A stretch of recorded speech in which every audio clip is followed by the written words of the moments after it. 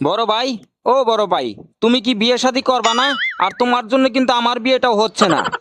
ওরে পাগলা, তুই যে কি বলিস? বিয়ে করবো না মানে? তুই মাইয়া দেখ। তোমারে কি কম মাইয়া দেখাইছি? তোমারে মাইয়া দেখাইতে দেখাইতে আমার অবস্থা তো খারাপ। মোটর সাইকেলের তেল কিনতে কিনতেই তো আমার টাকা শেষ। আর একটা মাইয়াও যদি তোমার পছন্দ হয়, তুমি চাও কি R15, পালসার, জিগজার এইসব কি তোমারে দিব? তোমার বয়স কত তুমি জানো?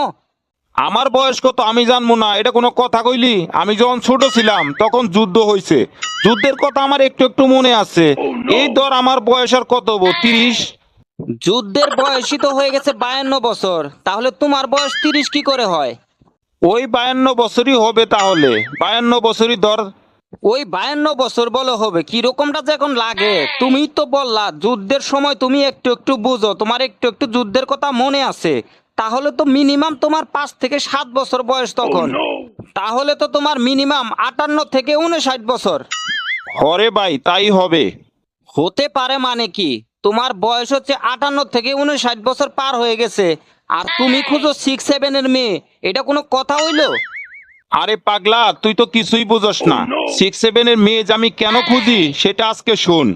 8-9-10 এর মেয়েদের হাতে হাতে মোবাইল। আর এদের বেশিরভাগ মেয়েদেরই বয়ফ্রেন্ড আছে। আর এদেরকে বিয়ে করে কি আমি ঘর ছাড়া হবো নাকি? বড় ভাই, তোমার আজাইরা যুক্তি আমার সামনে বইলো না। সব মেয়েরা যেরকম মোবাইল চালায় না, আর সব মেয়েরাও প্রেম করে না। অযথা তুমি যে যুক্তিগুলো দিতেছ, এগুলার কোনো ভিত্তি আমার কাছে নাই। আর শোনো, তোমার আমি 7 দিনের আলটিমেটাম দিলাম। 7 দিনের মধ্যে যদি তুমি কোনো মেয়েকে বিয়ে না করো, তাহলে কিন্তু তোমার খবর আছে। তোমার জন্য আমি বিয়ে করতে পারতাছি না। সামনে শীত চলে আসতেছে, শীতের মাত্র আর কিছুদিন বাকি আছে। এই শীতের মধ্যে কি একা একা ঘুমাইতে ভালো লাগে? এইসব তো তুমি বুঝবা না। তুমি নিজেও বিয়ে করতেছো না, আর আমাকেও বিয়ে করতে দিচ্ছ না।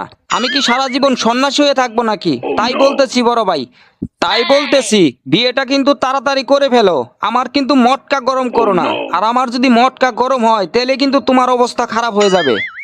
ছোট ভাই তো যেভাবে রাগ কইরা কথাবার্তা বলতাছে, তাতে তো মনে হচ্ছে ঘটনা খারাপ। আর আমার দিক থেকে তো চিন্তা করলে আসলে আমার অনেক বয়স হয়েছে। সেই হিসাবে তো ও যে কথাগুলা বললো এটা তো আসলে ঠিকই আছে। তাড়াতাড়ি এটা বিয়েটা করেই ফেলি। ওর জীবনটা তো নষ্ট হতে দেওয়া যাবে না। হাজার হলে আমারই তো ছোট ভাই। আরে শোন শোন, এত রাগ করলে হয় নাকি? তোরা মেয়ে দেখ, আর মেয়ে দেখে তোদের যদি পছন্দ হয় তাহলে সেই মেয়েকে আমি বিয়ে করব। তোরা মেয়ে দেখে পছন্দ কর। তাও এত রাগ করিস না, যা যা।